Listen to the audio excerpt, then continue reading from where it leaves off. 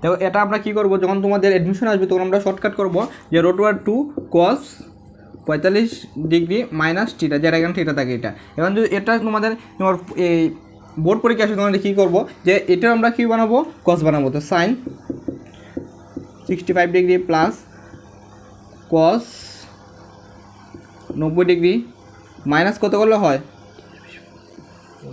25 degree, ঠিক আছে। তাহলে কত sin 65 degree plus sin 25 degree.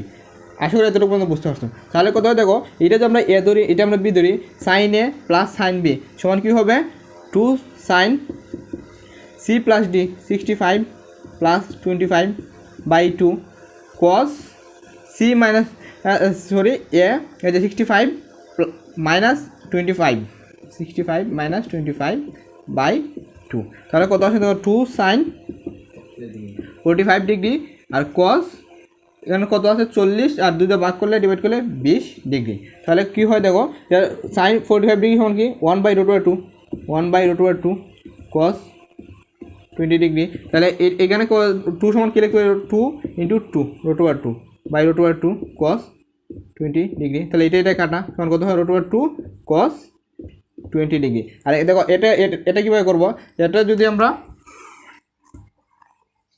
তাহলে এখানে থিটা সমান 65 ডিগ্রি বসাই, √2 cos 45 মাইনাস 65 সমান কত আসে √2 cos -20 ডিগ্রি। কসের ভিতরে মাইনাস থাকে, এটা কী হয়ে যায় পজিটিভ হয়ে যায়, √2 cos 20 ডিগ্রি। এটা কমন করবো, এটা যখন তোমাদের অ্যাডমিশন আসে তখন এই শর্টকাটটা আমরা ফলো করব, ঠিক আছে।